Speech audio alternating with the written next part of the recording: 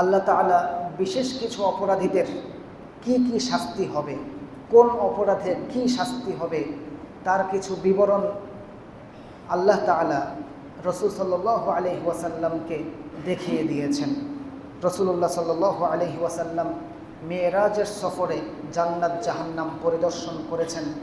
সেই জান্নাত জাহান্নাম পরিদর্শন করতে গিয়ে তিনি বিশেষ অপরাধী কিছু মানুষকে শাস্তি দেয়া হচ্ছে এই অবস্থায় দেখেছেন। এর মধ্যে আছে পরনিন্দাকারী, যারা মানুষের গীবত সমালোচনা করে, পরনিন্দাকারী। এর ব্যাপারে রাসূল সাল্লাল্লাহু আলাইহি ওয়াসাল্লাম বলেছেন যে মেরাজের রাত্রে আমি একদল মানুষের পাশ দিয়ে অতিক্রম করছিলাম, তাদের নখগুলো ছিল তামার তৈরি, যে পিতল তামা এরকম নখগুলো ছিল তামার তৈরি। আমি দেখতে পেলাম যে তারা তাদের নখ দ্বারা নিজেদের মুখমণ্ডল এবং নিজেদের বুকে আঁচড় দিচ্ছে একের পর এক। জিবরিল আলাইহিস সালামকে রাসূল জিজ্ঞেস করলেন যে এরা কারা? তখন জিবরিল জবাব দিলেন যে হাউলা ইল্লাযীনা ইয়াকুলুনা লুহুমান নাস, এরা হচ্ছে তারা যারা মানুষের গোশত খেত। মানুষের গোশত খাওয়া মানে হচ্ছে গীবত সমালোচনা করত। ওয়ায়াকুলুনা ফি আ'রাদিহিম, এবং মানুষের মান সম্মানে আঘাত হানত। অর্থাৎ যারা মানুষের গীবত সমালোচনা করে এবং মানুষের মান সম্মানে অন্যায়ভাবে আঘাত হানে, তাদের জন্য এই শাস্তি। তারা নিজেরাই নিজেদেরকে শাস্তি দিতে থাকবে। নিজেদের নখ তামার তৈরি হবে এবং ওই নখ দ্বারা নিজেদের মুখ, নিজেদের বুক তারা নিজেরাই আঁচড় দিতে থাকবে। এই পরনিন্দাকারীদের শাস্তি রাসূল সাল্লাল্লাহু আলাইহি ওয়াসাল্লাম দেখেছেন। দ্বিতীয়ত, যারা মানুষকে ভালো কথা বলে কিন্তু নিজেরা মেনে চলে না, আস্তাগফিরুল্লাহ, তাদের অবস্থাও কেমন হবে? হাদিসে উল্লেখ আছে যে রাসূল বলেন, আমি মেরাজের রাত্রে আরেক দল লোকদেরকে দেখতে পেলাম, তাদের মুখ আগুনের কেচি দ্বারা কাটা হচ্ছে। আগুনের কেচি দ্বারা তাদের মুখ কাটা হচ্ছে। রাসূল বললেন, এরা কারা? জিবরিল আলাইহিস সালাম জবাব দিলেন, আল খুতবা, তারা হচ্ছেন খতিবগণ এবং বক্তাগণ।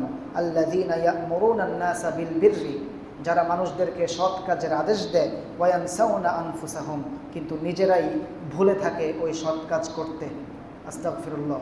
অর্থাৎ যারা মানুষকে ভালো কাজের আদেশ দেয় কিন্তু নিজেরা মেনে চলে না, তাদের মুখমণ্ডলকে আগুনের কাঁচি দ্বারা কাটা হবে। কত বড় জঘন্য কথা, আত্মঘাতী কথা। আমি তো আপনাদের খতিব, আমি আপনাদের সামনে যে কথাগুলো বলি, এই কথাগুলো কতটুকু নিজে মানতে পারি, আমি ওই ভয়ে আমার মনের মধ্যে কাজ করে। আপনারাও মানুষ, আমিও মানুষ। আপনাদের যতগুলো খায়েশ আল্লাহ তাআলা আপনাদেরকে দিয়েছেন, ওই খায়েশগুলো আমার মধ্যেও আছে, কিন্তু কতটুকু বেঁচে থাকতে পারি সেটাই হচ্ছে দেখার বিষয়। আল্লাহ তাআলা আমাকে, আপনাদেরকে কোরআন হাদিসের কথা অনুযায়ী যেন আমরা সবাই আমল করতে পারি। সবাই বলি আমিন। এবং যারা প্রাণীদেরকে কষ্ট দিয়ে হত্যা করে, তাদের শাস্তিও রাসূল সাল্লাল্লাহু আলাইহি ওয়াসাল্লাম দেখেছেন। এক মহিলাকে তিনি জাহান্নামে দেখতে পেয়েছেন। ওই মহিলা একটি বিড়ালকে বন্দি করে রেখেছিল। ওই বিড়ালকে খাবারও খেতে দেয়নি, আবার ছেড়েও দেয়নি। ওই বিড়ালটি পরবর্তীতে মারা যায়, আর এই কারণে ওই মহিলাটিকে জাহান্নামে রেখে দেওয়া হয়। সুতরাং যারা প্রাণীদেরকে অন্যায়ভাবে আবদ্ধ করে রাখে, কিংবা তাদের খাবার দেওয়ার হক আদায় করে না, কিংবা তাদের স্বাধীনতা খর্ব করে, তাদের জন্য শাস্তির ব্যবস্থা থাকবে। তবে যে সকল প্রাণী, যে সকল পশু পাখি আল্লাহ তাআলা আমাদের জন্য হালাল করে দিয়েছেন, সেগুলো মানে ইসলামী উপায়ে জবাই করে খেতে কোনো বাধা নেই, কিন্তু অন্যায়ভাবে কোনো প্রাণীকে কষ্ট দেয়া যাবে না। এমনকি হালাল প্রাণীও জবাই করার সময় যেন কষ্ট না হয়, এজন্য অত্যন্ত ধারালো ছুরি দ্বারা যেন জবাই করা হয়, এই ব্যাপারে হাদিসে নির্দেশনা এসেছে। সুতরাং কোনো পশু পাখিকে কষ্ট দেয়া যাবে না। আবার রাসূল সাল্লাল্লাহু আলাইহি ওয়াসাল্লাম আরেকজন নারীকে জাহান্নামে দেখতে পেয়েছেন। ওই নারীর সাপ ওই নারীকে জড়িয়ে রেখেছে এবং ওই নারীর স্তনে সাপ ছবল মারছে। রাসূল সাল্লাল্লাহু আলাইহি ওয়াসাল্লাম জিজ্ঞেস করলেন যে এদের কি হলো, এই নারীদেরকে কেন এভাবে শাস্তি দেয়া হচ্ছে? জবাব আসলো যে এই নারীরা নিজেদের সন্তানদেরকে দুধ পান করতে দিত না, নিজেদের সন্তানদেরকে দুধ পানে বাধা দিত। এই নারীদেরকেও জাহান্নামে শাস্তি দেয়া হবে। মায়ের বুকের দুধ আল্লাহ প্রদত্ত নেয়ামত। যে সমস্ত মায়েরা নিজেদের বাচ্চাদেরকে এই নেয়ামত থেকে বঞ্চিত করে আর্টিফিশিয়াল কৃত্রিম দুধ পান করায় কোনো কারণ ছাড়াই, তাদেরকে জাহান্নামের শাস্তি ভোগ করতে হবে। এই কারণে মায়েদের অধিকার হচ্ছে, সন্তানের অধিকার হচ্ছে মায়ের বুকের দুধ অবশ্যই সে পান করবে, এতে বাধা দেয়া যাবে না, কিংবা সন্তানকে আল্লাহ প্রদত্ত এই নেয়ামত থেকে কোনোভাবেই বঞ্চিত রাখা যাবে না। এছাড়াও আরেক দল জাহান্নামীদেরকে আল্লাহর রাসূল শাস্তি দিতে দেখেছেন। তারা হচ্ছে যারা কোরআন গ্রহণ করে আবার কোরআন ত্যাগ করেছে, কোরআন থেকে যারা দূরে সরে গিয়েছে।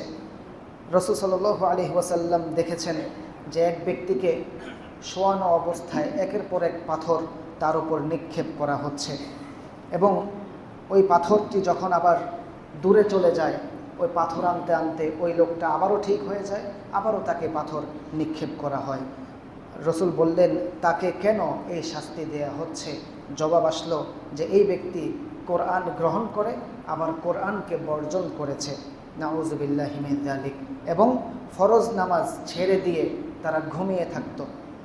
যারা ফরজ নামাজ ছেড়ে দিয়েছে, নামাজ যারা পড়ে না, কোরআন যারা পাঠ করে না, যারা কোরআন থেকেও দূরে, নামাজ থেকেও দূরে, তাদের জন্য এই ভয়াবহ শাস্তি অপেক্ষা করছে। আল্লাহ আমাদেরকে হেফাজত করুন।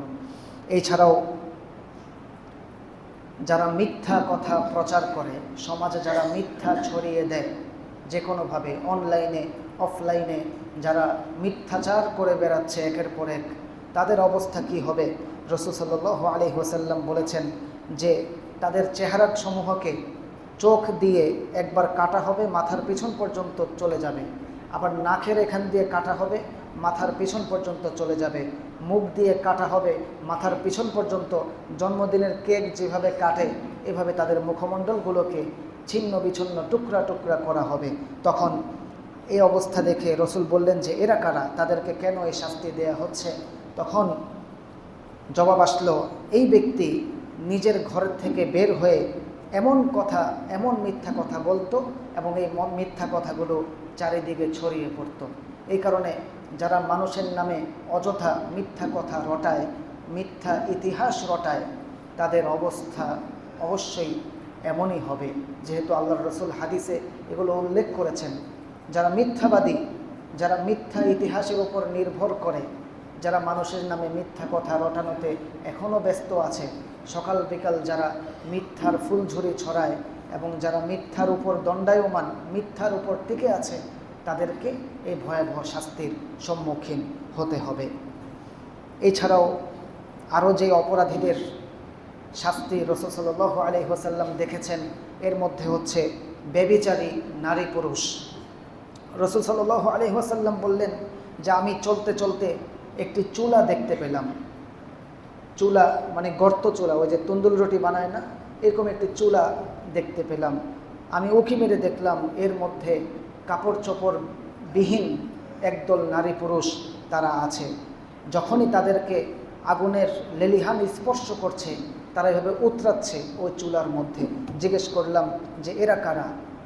জবাব আসলো এরা হচ্ছে ব্যভিচারী নারী পুরুষ, যারা সমাজে জিনা ব্যভিচার ছড়িয়ে দেওয়ার জন্যে বুদ্ধি, পরামর্শ, নাটক, সিনেমা, পত্রিকায় লেখালেখি, এগুলোর মধ্যে যারা উদ্বুদ্ধ করছে মানুষকে সমাজে জিনা ব্যভিচার ছড়িয়ে দেওয়ার জন্যে, যারা যত উপায় অবলম্বন করছে তারা সহকারে, এবং যারা এই জিনা ব্যভিচারে লিপ্ত আছে, সকলকেই এই শাস্তি আল্লাহ না করুক ভোগ করতেই হবে।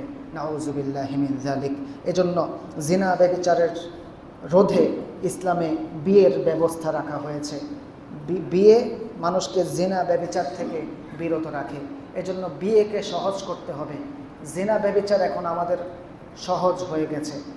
জিনা ব্যভিচারকে প্রমোট করার উদ্দেশ্যে নারী পুরুষের অবাধ মেলামেশাকে প্রমোট করতে সবাই উঠে পড়ে লেগেছে।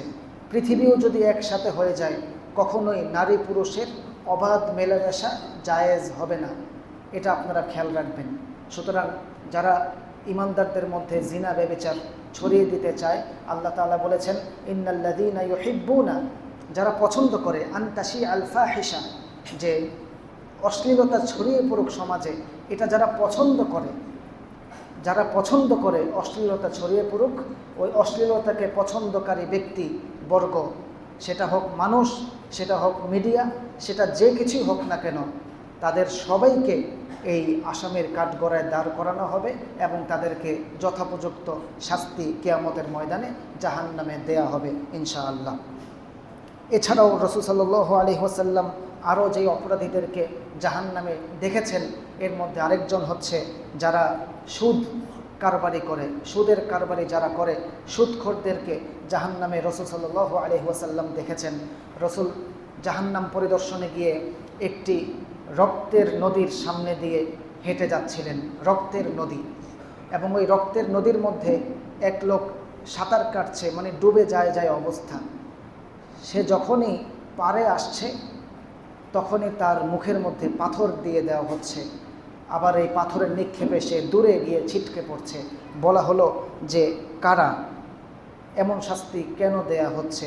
জবাব আসলো, এই ব্যক্তি হচ্ছে সুদখোর।